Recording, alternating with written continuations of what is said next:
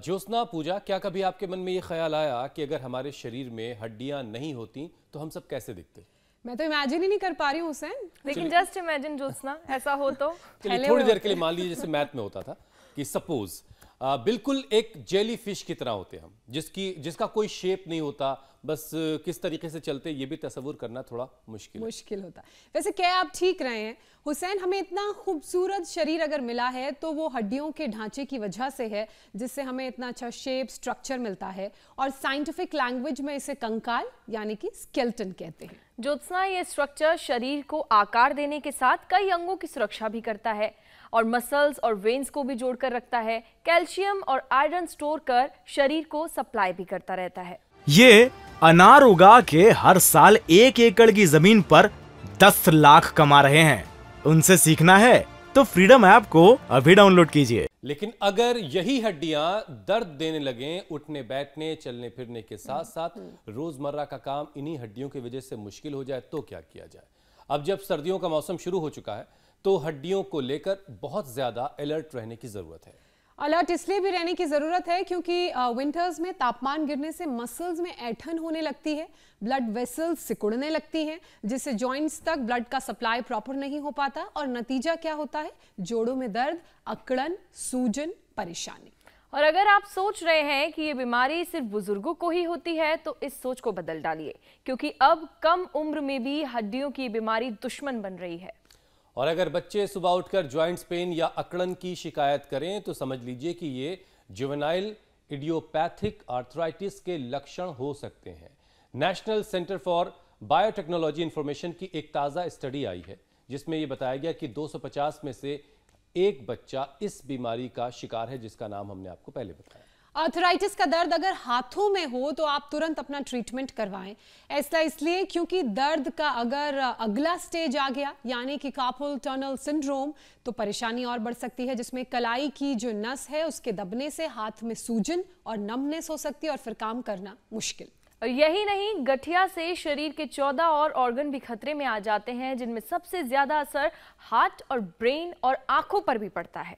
और इसीलिए इस बीमारी को एडवांस स्टेज में पहुंचने से पहले ही रोक देना बहुत जरूरी है, जिसका सबसे कारगर इलाज भारत की विरासत आयुर्वेद में मौजूद है। बिल्कुल ठीक कहा हुसैन आपने। Indian council for medical research और आयुर्वेदिक ट्रस्ट तमिलनाडु के साथ मिलकर एक स्टडी करवाने के बाद ये बात WHO ने भी मानी है। तो योग आयुर्वेद के उपाय स्वामी रामदेव से बेहतर और कौन बता सकता है? तो सीधे हम चलते हैं स्वामी जी के पास और उनसे जानेंगे कि इन सर्दियों में हड्डियों का ख्याल कैसे कर रखना है। स्वामी जी प्रणाम और बहुत बहुत स्वागत है आपका। प्रणाम स्वामी जी, बहुत बहुत स्वागत है। बहुत बहुत प्रणाम प्रिया जी, ज्योत्सना जी, हुसैन भाई। और हम ये सूक्ष्म व्यायाम 10, 20, 25, 50, 100, 200 बार तक करा देते हैं जब हाथ टेढ़े मेढ़े हो जाते हैं। और फिर हाथ टेढ़े मेढ़े हो जाए, सबसे ज़्यादा दिक्कत दर्द तो फिर भी ठीक हो जाता है थोड़े से उपचार से। पेन किलर ले लेते हैं, स्टीरॉयड लेते हैं, बायोलॉजिकल ले लेते हैं। अंदर से जो डिफॉर्मेशन होती है ना, उससे भी योग बचाता है। और तात्कालिक राहत के लिए हम पेन किलर बंद करवा देते हैं। पेन किलर नहीं देते, स्टीरॉयड नहीं देते, बायोलॉजिकल नहीं देते, तो क्या करते हैं हम उसको लीज थेरापी कराते हैं। जहाँ भी कहीं दर्द होता है, लीज थेरापी, श्रृंगी थेरापी, वात मोक्ष, रक्त मोक्षण, ये जो हमारी सनातन परंपरा में बहुत ऊंचे तत्व हैं, इनका अभ्यास कराते हैं। और वात मोक्षण से, रक्त मोक्षण से, श्रृंगी चिकित्सा से ये देखने में ऐसी साधारण सी चीज़ें दिखती हैं, लेकिन इनका प्रभाव बड़ा ज़बरदस्त होता है।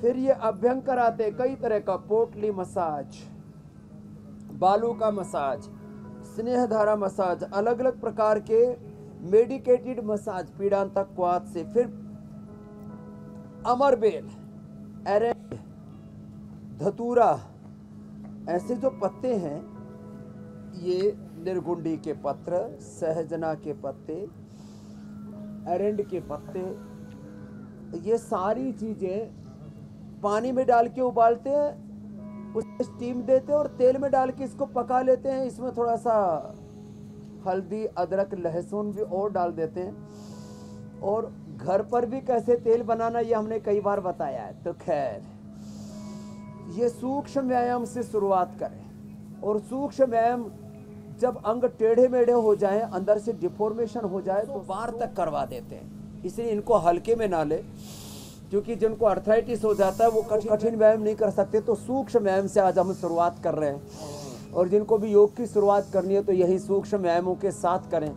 गर्दन के लिए, कंधों के लिए ऐसे ये छोटे छोटे अभ्यास हैं और फिर पैरों के लिए भी ऐसे होंगे।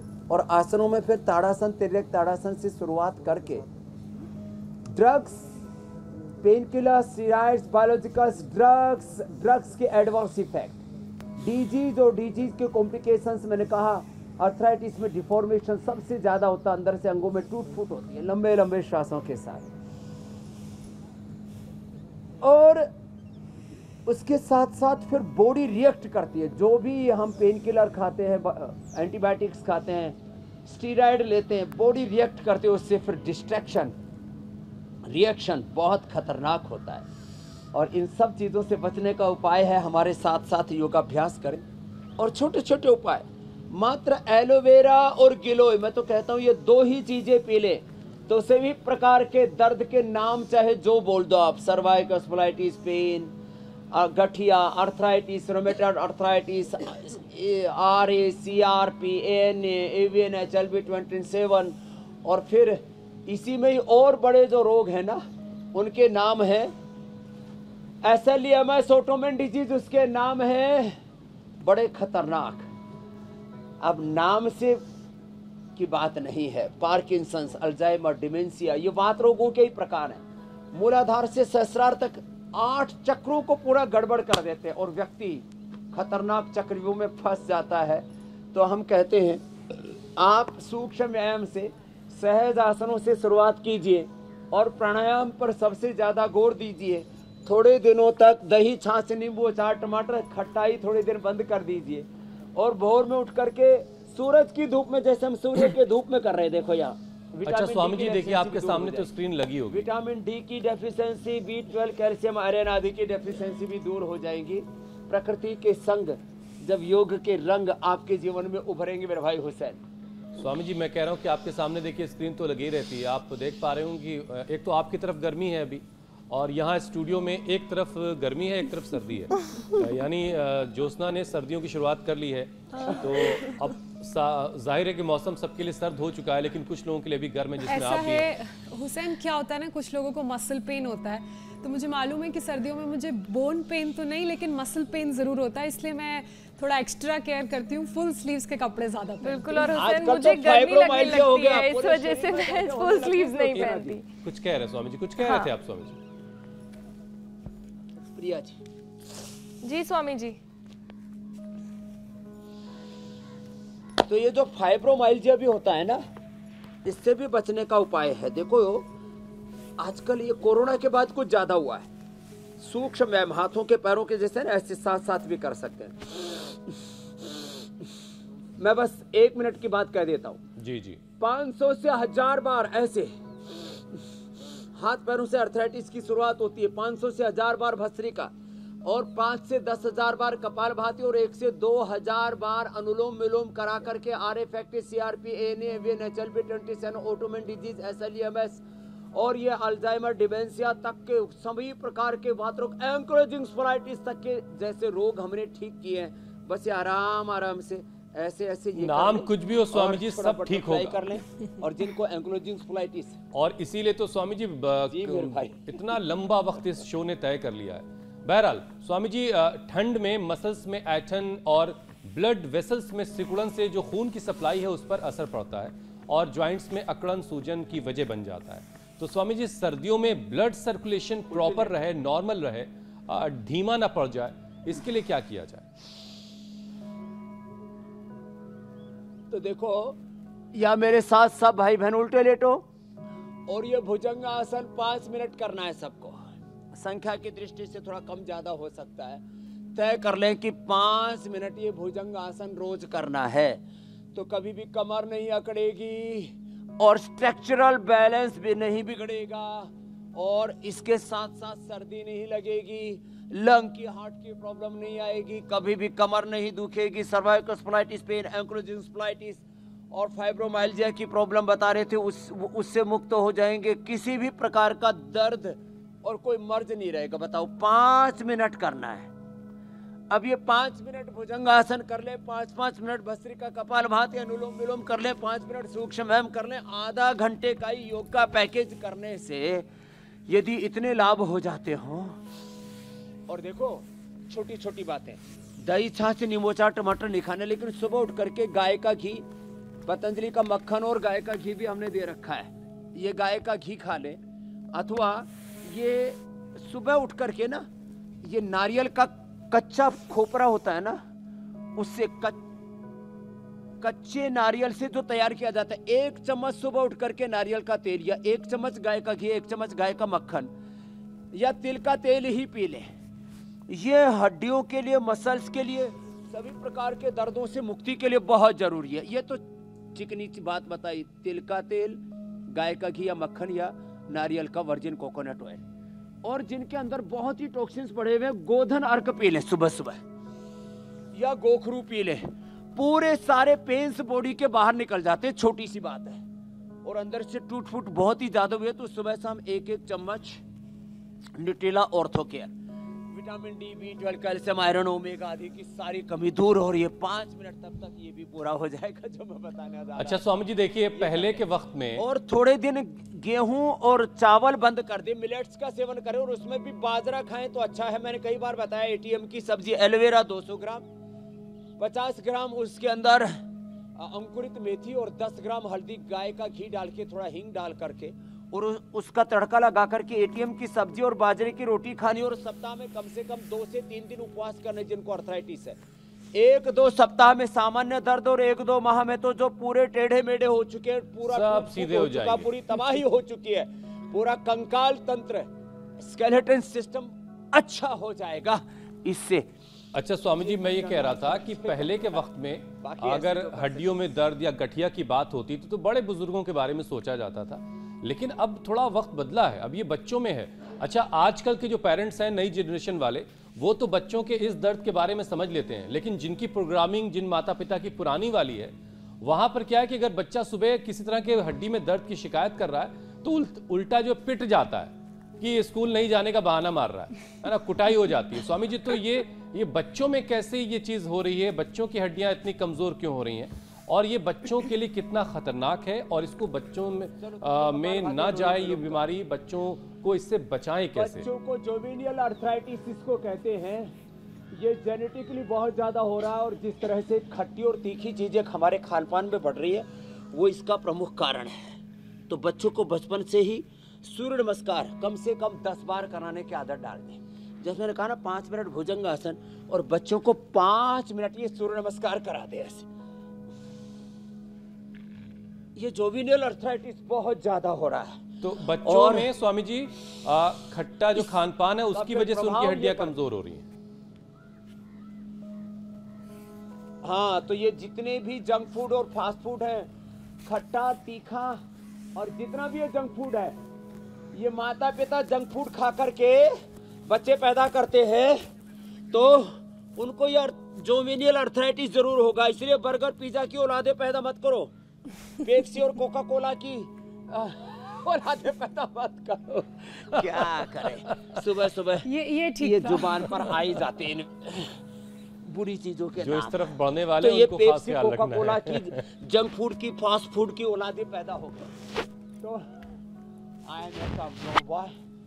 आओ कुछ तूफानी करते हैं। छोटा बर्गर, छोटा पिज्जा, एक्ट्रेस जो है ना, ऐसे ऐड करते रहते हैं, और बच्चे उनको देख करके पीते रहते हैं, और उनका तूफानी उससे खत्म हो जाता है अंदर का, अंदर की शक्ति।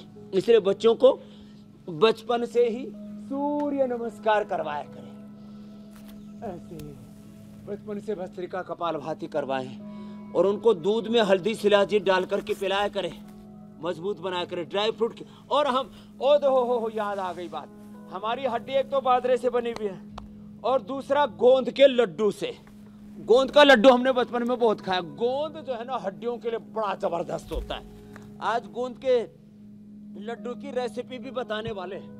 ये सर्दियों में 2 महीना जरूर खा लेना चाहिए। अब तो स्वामी जी जिंदगी में कभी हड्डियां कमजोर नहीं पड़ेगी।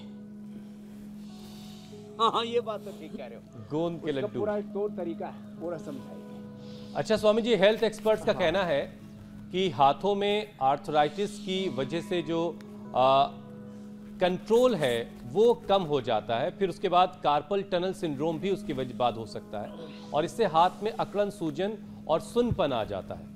तो स्वामी जी, इस खतरनाक स्टेज तक ना पहुंचे कोई, इसके लिए क्या किया जाए? जो योगाभ्यास आप बता रहे हैं वो तो खैर करना ही है। तो इसके लिए सूक्ष्म व्यायाम, कपालभाति, अनुलोम विलोम, प्राणायाम करें, और एक 5 चीजों का एक पंचामृत है, एलोवेरा, गिलोय, पारिजात, हार श्रृंगार जिसको कहते, निर्गुंडी, संभालू, महला, अलग अलग नाम है, और सहजना, बोरिंगा। 5 चीजों का जूस पी ले, एलोवेरा, गिलोय, हार श्रृंगार, निर्गुंडी और सहजना, इनका रस पी लिया तो ये सारे हाथों की, पैरों की, नसनाड़ियों के अंदर की जो शून्यता है, सुन्नपना है, वो एकदम ठीक हो जाता है। और फिर ये सुन्नपना जो है ना, फिर कमर तक असर करता है। तो उष्ट्रासन और ये मरकटासन ये जरूर किया करें, और दूध में हल्दी शिलाजीत लिया करें। एक न्यूरोग्रिट है, न्यूरोग्रिट, और विटामिन B12, B5, जो विटामिन बी कॉम्प्लेक्स है ना, इसकी कमी से भी सुन्नापन आता है। ये मोरिंगा से ठीक हो जाता है। नहीं तो मोरिंगा की भी हमने टैबलेट बना रखी है, और ज़्यादा ही गड़बड़ हो तो डेली एनर्जी या डेली एक्टिव ले लो, फिर ये कोई कमी रहेगी नहीं। तो छोटे छोटे 1 ग्राम का 1,00,000वां हिस्सा भी यदि कम हो जाए विटामिन D, B12 आदि, तो शरीर के अंदर ये सुन्नपना जैसी चीज़ें आ जाती है। बताओ, इतनी महिमा है छोटे छोटे न्यूट्रिशंस की और छोटे छोटे इमोशंस की, molecules of emotions and molecules of nutritions, molecules of food.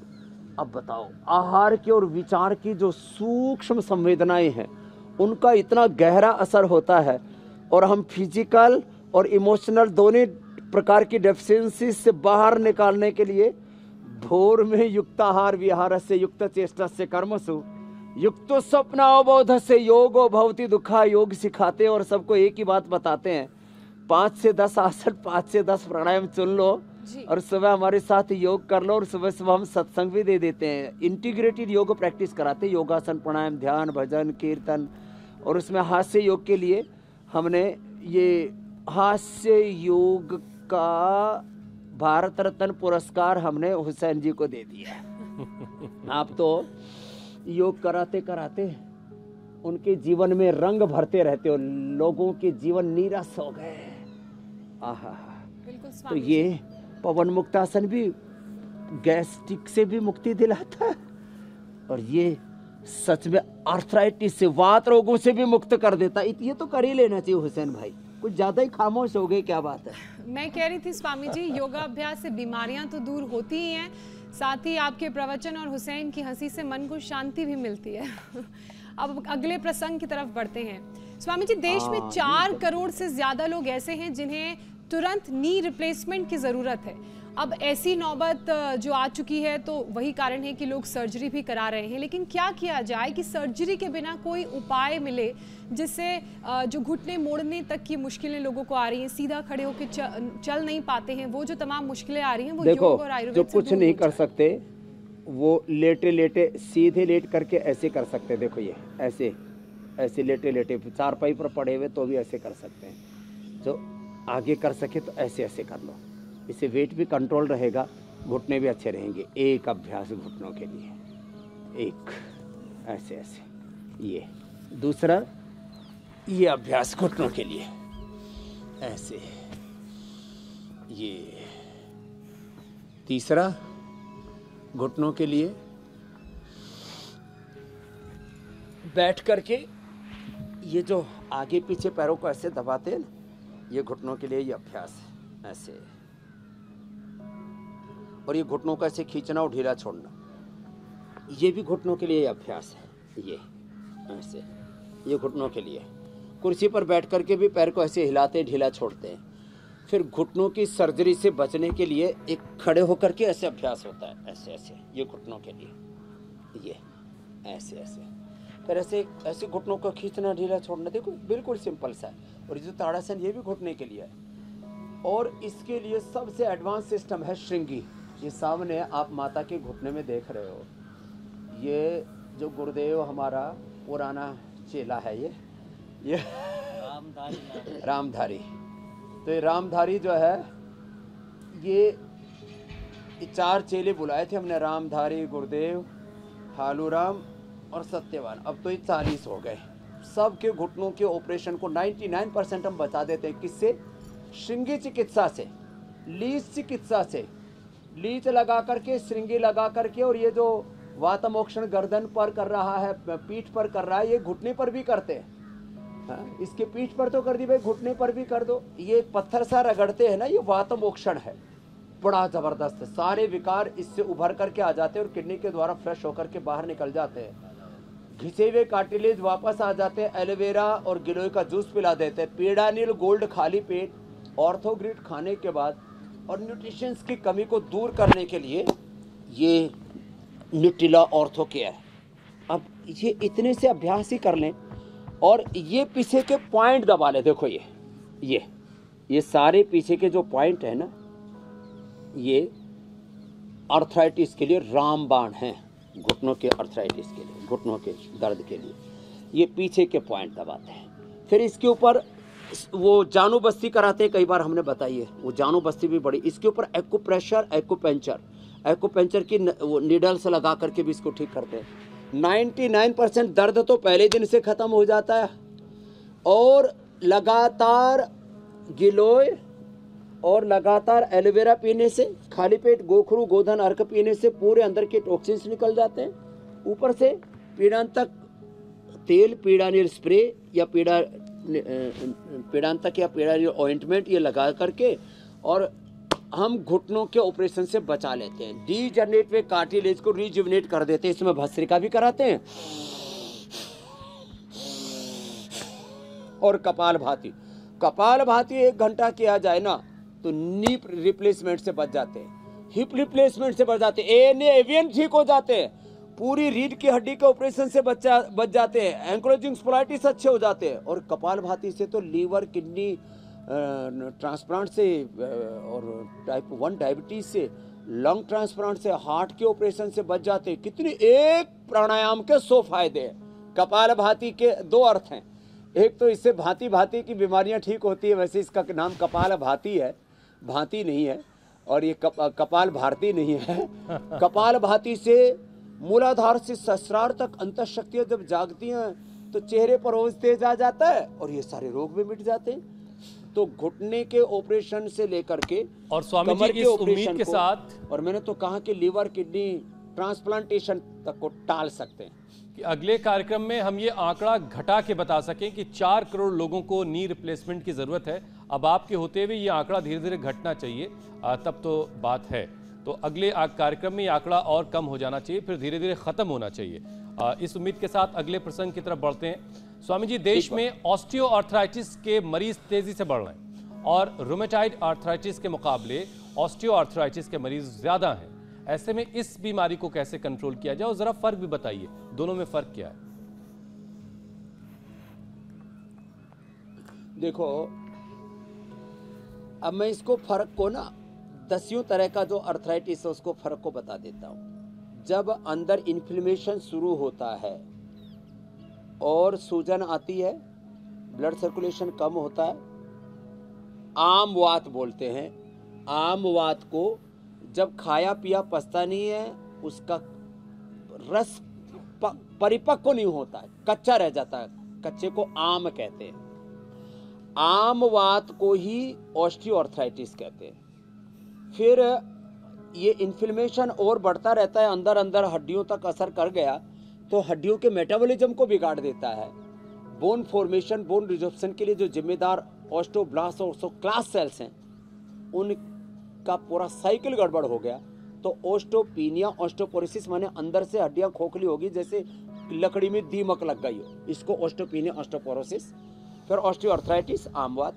फिर आर इफेक्ट बढ़ गया, फिर सीआरपी बढ़ गया, तो बोले ये तो रोमेटॉइड अर्थराइटिस हो गया, गठिया हो गया।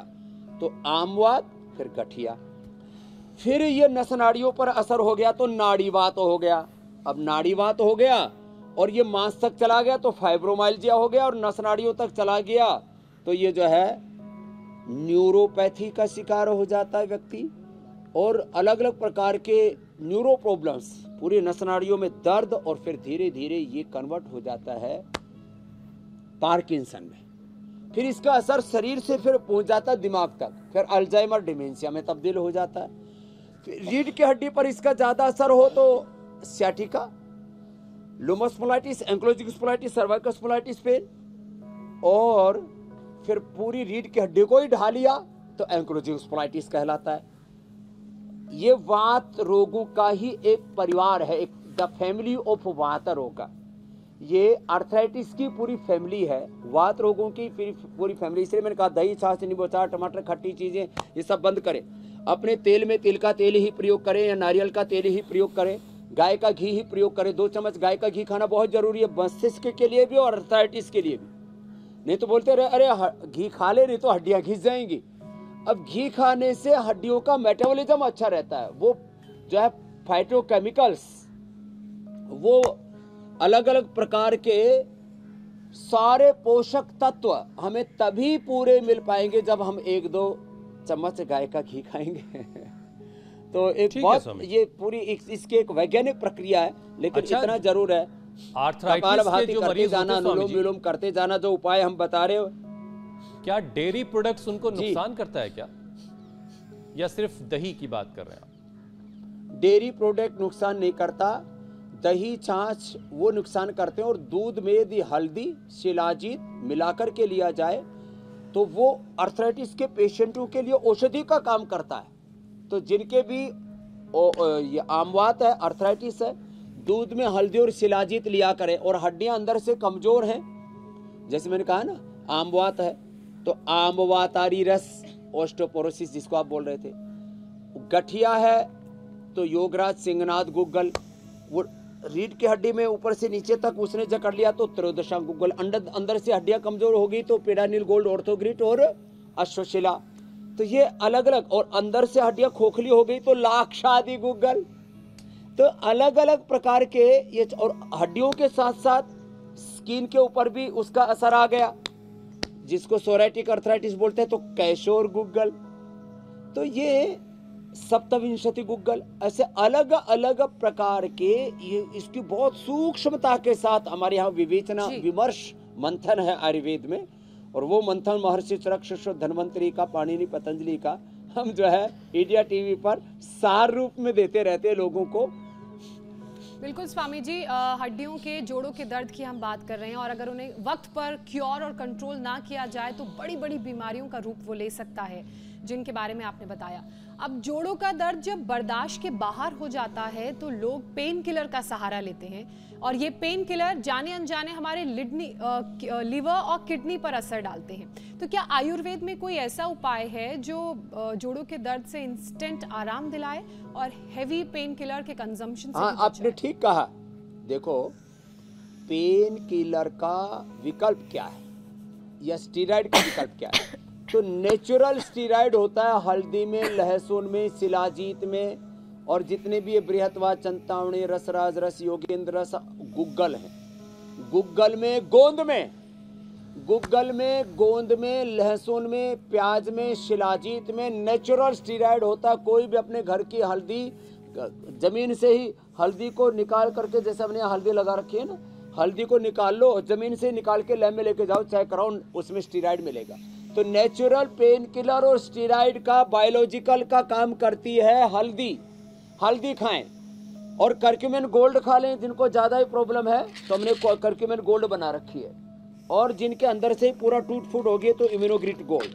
और ये शिलाजीत नेचुरल पेन किलर है, नेचुरल स्टीरॉयड है, नेचुरल बायोलॉजिकल है। ये बहुत बड़ी बात मैं बता रहा हूँ, और पूरे साइंटिफिक डेटा के साथ, एनालिसिस के साथ, साइंटिफिक वैलिडेशन के साथ इस बात को कह रहा हूँ। कपालभाति, अनुलोम विलोम तो काम करते ही हैं। और उपवास, ये नेचुरल पेन किलर का, नेचुरल हीलिंग का काम करता है। उपवास करने से, उपवास जो ना, और ये गोधन, अर्क और गोखरू जो मैंने बताया था आपको, ये भी इसमें बड़ी जबरदस्त भूमिकाएं निभाते हैं। ये अंदर के जो पेन मार्कर्स हैं उसको पूरी तरह से खत्म कर देते हैं। परमानेंट इलाज बता रहा हूं मैं आपको, पेन मार्कर से परमानेंट छुट्टी पाने के लिए। माने आर इफेक्टिव 20 की बजाय 4-5 पर आ जाता है। सीआरपी लेवल जो है 15 से नीचे नॉर्मल माना जाता है, वो 4-5 पर आ जाता है। यूरिक एसिड जो है वो बढ़ जाता है 7 से ऊपर, तो एक कदम नहीं चल सकता व्यक्ति। और वो भी गोक्षरादि गुग्गुल चंद्रप्रभा के खाने के बाद ले लो, खाली पेट पुनर्नवादि मंडूर ले लो,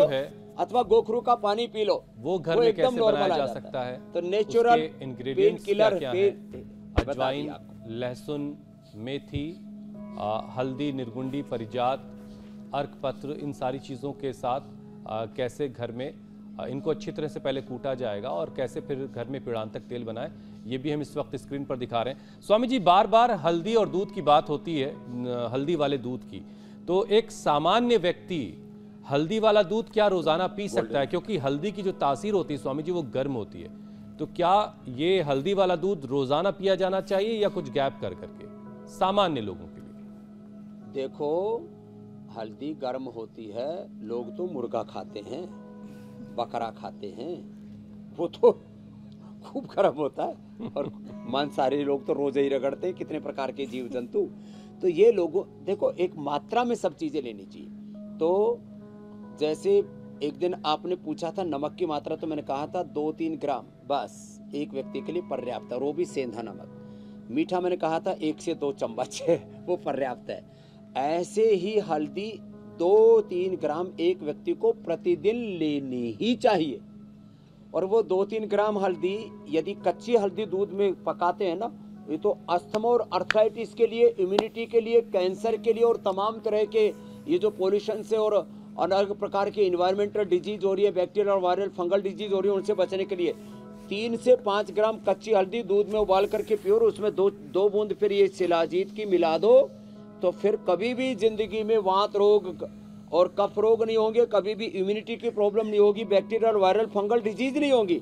और किसी को ये सब करने में झंझट लगता हो तो ये हमने ये एकदम सुनहरे रंग की बड़ी ज़बरदस्त हैं, ये एकदम सोने से कम नहीं है, ये इतनी ज़बरदस्त है। करक्यूमिन गोल्ड, इसका हल्दी का सबसे एक्टिव कंपोनेंट है ना, उसको करक्यूमिन कहते हैं। तो ये 2 गोली ये खा ले सुबह शाम, जिनको ज़्यादा है कफ कोल्ड आर्थराइटिस अस्थमा, तो ये 2 गोली 3 बार ले सकते हैं, और कैंसर से भी बच जाएंगे, टीबी से बच जाएंगे। ठीक है स्वामी जी, अब जरा स्वामी जी जल्दी से प्राणायाम का एक सेशन करवा दिए, क्योंकि आप हमेशा बताते हैं कि प्राणायाम हर तरीके से जबरदस्त काम करता है और हड्डियों में भी इसका अपना रोल है। तो एक प्राणायाम का सेशन करवा दें, फिर मैं सवाल शामिल काम करता है। और ज्योत्सना ने जो बात कही उसको भी दोहरा देता हूँ, जितनी देर होगी उतनी अंधेर होगी, जितने रोग भीतर पनपेंगे उतने ही, जितनी पनाह दोगे बीमारियों को बेपनाह बढ़ेंगी, और पूरे कंकाल को आप कंगाल कर देंगी। कंकाल तंत्र आप बोल रहे थे ना, स्केलेटन सिस्टम को बेहाल बदहाल कर देंगे। इसलिए 1-2 मिनट से लेके 5 मिनट भस्त्रिका, और सर्दी में तो तेजी से करना चाहिए ऐसे। ये सर्दी वाला है, ये दिसंबर जनवरी वाला भस्त्रिका है। जिनको हार्ट की प्रॉब्लम हुई, बीपी आई, कमर में दर्द हो, धीरे कर लेना, ये कपाल भाती कर ले, तो कंकाल कंगाल होने से बच जाएगा, बेहाल बदहाल होने से बच जाएंगे। तन मन जीवन, ये हमारे जीवन की गाड़ी और जो जहाज है ना, क्रैश होने से बच जाएगा। नहीं तो बहुत संकट संघर्ष चुनौतियां पग पग पर। सामान्य, मध्यम, या मैं तो तीव्र गति से ऐसे करता हूं, इसीलिए बिना कपड़े के ऐसे ही रहता हूं। जैसे जैसे गर्मी आएगी, लंगोटी को छोड़ करके बाकी सारे वस्त्र हमारे उतर के चले जाते हैं। कपाल भाती बहुत कर रही हैं आजकल, लग रहा है इसीलिए गर्मी लगती है हुसैन। हाँ, पूजा जो है, अच्छा ये जो जितनी छोटी उम्र में योग करना शुरू कर दो ना, पूजा जी की तरह, प्रिया जी की तरह, वैसे ज्योत्सना जी भी बड़ी नहीं हुई, अभी छोटी है। आप भी अभी नया नया ही शादी हुआ है, आप भी बड़े कहाँ हुए हो और आप बड़े होने वाले भी नहीं हो। ये आप सबसे छोटे की बायोलॉजिकल एज हम 25-30 तक ही थाम के रखेंगे। ठीक है स्वामी जी, आप कपालभाति अनुलोम विलोम लगातार करते रहो तो आप 25-30 साल की उम्र ठहर जाएगी, बीमारियां तो भागी जाएंगी। बिल्कुल ये एंटी एजिंग भी है कपालभाति अनुलोम विलोम। और भ्रामरी उद्गीत कर लो तो सारी जन्नत, हेवन, स्वर्ग धरा पर उतर आएगा। आपके भीतर आपके मन प्राण आत्मा में ही ये देह देवालय शिवालय बन जाएगा, हरिद्वार बन जाएगा ये। स्वामी जी अब सवालों को शामिल कर लेते हैं। पहला सवाल पूर्णिमा का है। उनके पापा हैं, 50 साल उनकी उम्र हो गई है और उनको सर्वाइकल की दिक्कत है। तो स्वामी जी उनको खाने में क्या परहेज करना चाहिए, वो ये जानना चाहते हैं। तो एक तो दही, छाछ, नींबू अचार, टमाटर आदि का जैसे बताया था, पूर्णिमा के पिताजी इन सब चीज़ों का परहेज करें, ये अभ्यास करें। और उष्ट्रासन जो हमने पहले बताया था, उष्ट्रासन, मकरासन, भुजंगासन, सर्वासन, मरकटासन कर लें। और खाली पेट पीडानिल गोल्ड खाने के बाद ऑर्थोग्रिड ले लें, ऑर्थो केयर ले लें, पूरे अंदर से हड्डियां मजबूत हो जाएंगी, कंधे गर्दन मजबूत हो जाएगी, कोई तकलीफ नहीं आएगी। नहीं तो एलोवेरा और आज का महामंत्र है गिलोय, बस ये दो ही चीज़ें पीते रहे तो कोई दर्द होगा ही नहीं। और किसी को बहुत भयंकर दर्द होने लगता है ना सर्वाइकल स्पॉन्डिलाइटिस का, कंधा भी जाम हो जाता है, पूरा फ्रोजन शोल्डर भी हो जाता है, 2 सिंगी हम यहाँ लगाते हैं और एकदम फ्री।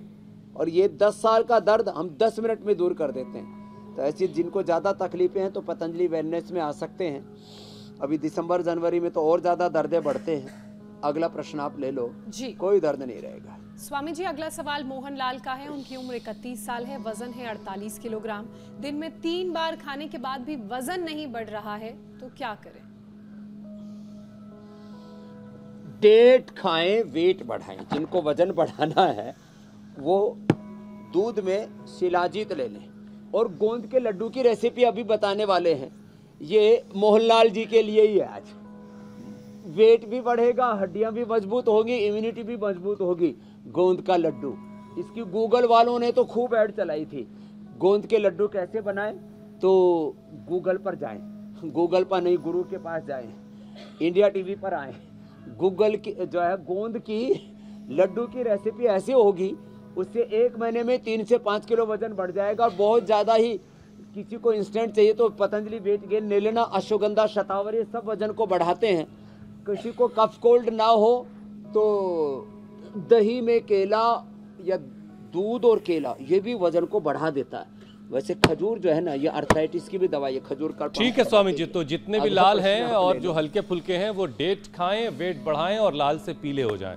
तो स्वामी जी अगले सवाल की तरफ बढ़ते हैं। अब अनामिका का सवाल है अगला, और उनके हस्बैंड को अस्थमा है, सांस लेने में बहुत दिक्कत हो रही है, तो ये अस्थमा की परेशानी कैसे दूर होगी? लाल से खुशहाल हो जाएं, कभी पीले का अर्थ, कभी हुसैन भाई को जोंडिस ना समझ ले। अरे नहीं स्वामी जी, हाथ पीले वाला पीले किया मैंने। मध्यमा, कनिष्ठ, ठीक है, आपने अच्छा किया, करेक्ट कर दिया। मैंने जब तक वजन नहीं बढ़ेगा शादी नहीं होगी लड़के की। और हुसैन ऑलरेडी हाथ पीले हो तो ये पॉइंट है। खुशहाल ठीक था दूसरी तरफ स्वामी जी इशारा ने था ठीक आपका। हमारी दुनिया ही नहीं ना दरअसल, वो जो है शादी करने के बाद कितनी बर्बादी होती है हमने देखी नहीं है। तो अस्थमा के लिए एक तो भस्त्रिका करें और सुबह खाली पेट ब्रोनकॉम या स्वासारी गोल्ड ले ले, खाने के बाद एक करक्यूमिन गोल्ड खा ले, दूध में हल्दी, शिलाजी, च्यवनप्राश ले ले, अस्थमा पूरा ठीक हो जाता है। तो प्राणायाम ज़्यादा करें, पतंजलि बाम लपेट ले, छाती के ऊपर दिव्य धारा सूंघ लें, अणु तेल का नस से, षडबिंदु तेल या सरसों का तेल का, और ज्योतिषमती खा लें तो ये अर्थराइटिस को ठीक करता है। नाक में डाल लें तो ये कफ कोल्ड को तो ऐसे भगा देता है, जड़मूल से खत्म कर देता है। पूरे किसी भी कोने में कफ जमा हो उसको निकाल देता है।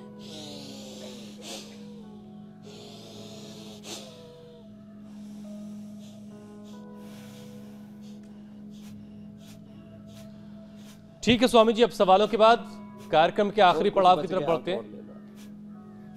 और लड्डू का जिक्र आप पहले ही कर चुके हैं, तो वो गोंद वाला लड्डू कैसे बनेगा आप उसकी तैयारी करें, हम भी बेसब्री से इंतजार कर रहे हैं। तो देखो क्या क्या ये गोंद ना ऐसा होता है। अब पतंजलि गाय का घी खरीद के लाए, और जिसके पास पैसे ना हो तो हुसैन के पास रिक्वेस्ट भेज दे मैं पतंजलि गाय का घी दान में भेज दूंगा। तो ये गाय के घी के अंदर इसको भून लिया और भून करके और फिर एक पहले आटा गाय के घी में भून करके रखें। और ये मल्टीग्रेन ले ले तो और अच्छा है, रागी का ले ले तो और अच्छा है। मल्टीग्रेन रागी का आटा और ज़्यादा अच्छा होता है। बाजरे का आटा, उसका लड्डू, बाजरा जो है ना वैसे भी बहुत अच्छा होता है। तो हमने भून के रखा हुआ था पहले से बाजरे का, मल्टीग्रेन आटा, ये सब या रागी का आटा भून के रखा और उसमें फिर ये मिला दिया गोंद। फिर किसी को ड्राई फ्रूट में मिलाने हो तो सारे मगज आदि भी ये थोड़े थोड़े सब मिला सकते हैं।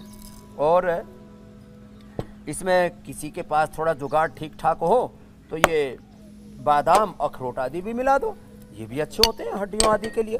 और इसमें फिर चाशनी के तौर पर ना हम चीनी नहीं मिलाते, हमने सबको गुड़ उपलब्ध कराया है। और ये गुड़ की चाशनी डालो बेटा इधर से। और ये गुड़ हमने पूरे देश को भी, पहले ये हम ऐसे पैकिंग में सामान्य में देते थे ना, तो फिर लोगों में अट्रैक्शन नहीं था। आजकल पैकिंग का भी जमाना, और ये फिर जरा सा इसमें सीलन आती थी तो ये गुड़ जो है ना थोड़ा सा पिघल जाता था। अब हमने सुपर स्टाइल के अंदर ये गुड़ उपलब्ध करा दिया है। अब आप हुसैन कहेंगे फिर हमारे पास भी भेज दे, तो आपके पास भी नहीं। आज आपने स्वामी जी आधिकारिक तौर पर इंडिया टीवी अपना का प्रतिनिधि आपने मुझे नियुक्त कर दिया है। मैं इस टुकड़े को काट के रख लूंगा।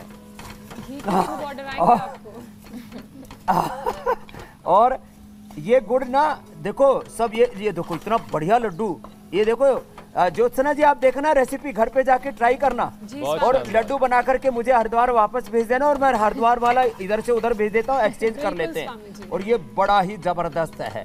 ये लड्डू खाएं और खुद ना बनाया जाए तो पतंजलि का लड्डू ले आए, गोंद का लड्डू। इसलिए मैं कहता हूँ पहले हम ये अनार उगा के हर साल 1 एकड़ की जमीन पर 10 लाख कमा रहे हैं। उनसे सीखना है तो फ्रीडम ऐप को अभी डाउनलोड कीजिए। होम रेमेडी को महत्व देते हैं और अपने घर में ना बना पाएं तो अपना पतंजलि का ले आए। पतंजलि जिंदाबाद। तो ये लड्डू खाओ और हड्डी मजबूत बनाओ और इम्यूनिटी मजबूत बनाओ और 100 साल तक जियो। हमारे, मैंने कहा ये बाजरे की रोटी खा करके और लड्डू खा करके शरीर बनाए, 100 साल तक जवान रहेगा। धन्यवाद। ठीक है स्वामी जी, बहुत बहुत शुक्रिया। प्रणाम स्वामी जी।